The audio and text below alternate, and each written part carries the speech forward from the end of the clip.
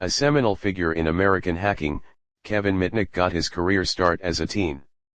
In 1981, he was charged with stealing computer manuals from Pacific Bell. In 1982, he hacked the North American Defense Command, NORAD, an achievement that inspired the 1983 film War Games. In 1989, he hacked Digital Equipment Corporation's DEC network and made copies of their software. Because DEC was a leading computer manufacturer at the time, this act put Mitnick on the map. He was later arrested, convicted, and sent to prison. During his conditional release, he hacked Pacific Bell's voicemail systems.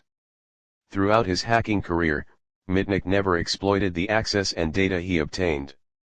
It's widely believed that he once obtained full control of Pacific Bell's network simply to prove it could be done.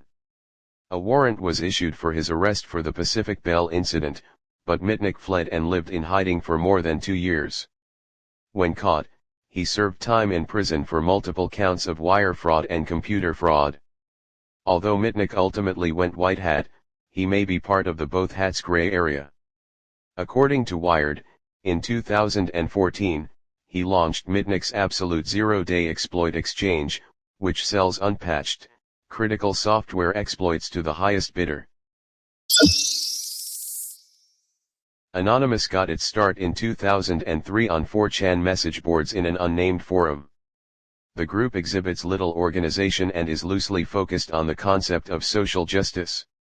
For example, in 2008 the group took issue with the Church of Scientology and began disabling their websites, thus negatively impacting their search rankings in Google and overwhelming its fax machines with all black images.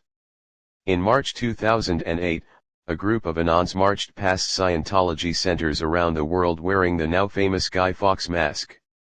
As noted by The New Yorker, while the FBI and other law enforcement agencies have tracked down some of the group's more prolific members, the lack of any real hierarchy makes it almost impossible to identify or eliminate Anonymous as a whole. In 2001, 20-year-old Adrian Lamo used an unprotected content management tool at Yahoo to modify a Reuters article and add a fake quote attributed to former Attorney General John Ashcroft. Lamo often hacked systems and then notified both the press and his victims. In some cases, he'd help clean up the mess to improve their security. As Wired points out, however, Lamo took things too far in 2002, when he hacked the New York Times intranet, added himself to the list of expert sources and began conducting research on high-profile public figures. Lamo earned the moniker the homeless hacker because he preferred to wander the streets with little more than a backpack and often had no fixed address. According to the New York Daily News, Gonzalez, dubbed Soup Nazi, got his start as the troubled pack leader of computer nerds at his Miami high school. He eventually became active on criminal commerce site shadowcrew.com and was considered one of its best hackers and moderators. At 22, Gonzalez was arrested in New York for debit card fraud related to stealing data from millions of card accounts. To avoid jail time, he became an informant for the Secret Service, ultimately helping indict dozens of Shadow Crew members. During his time as a paid informant, Gonzalez continued his criminal activities. Along with a group of accomplices, Gonzalez stole more than 180 million payment card accounts from companies including OfficeMax, Dave and Buster's and Boston Market. The New York Times Magazine notes that Gonzalez's 2005 attack on U.S. retailer TJX was the first serial data breach of credit information.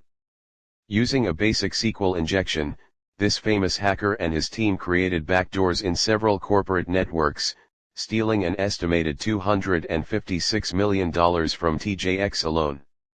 During his sentencing in 2015, the federal prosecutor called Gonzalez's human victimization unparalleled. Matthew Bevan and Richard Pryce are a team of British hackers who hacked into multiple military networks in 1996, including Griffiths Air Force Base, the Defense Information System Agency and the Korean Atomic Research Institute, KARI. Bevan, QG, and Pryce, Data Stream Cowboy, have been accused of nearly starting a third world war after they dumped carry research onto American military systems. Bevan claims he was looking to prove a UFO conspiracy theory, and according to the BBC, his case bears resemblance to that of Gary McKinnon. Malicious intent or not, Bevan and Pryce demonstrated that even military networks are vulnerable.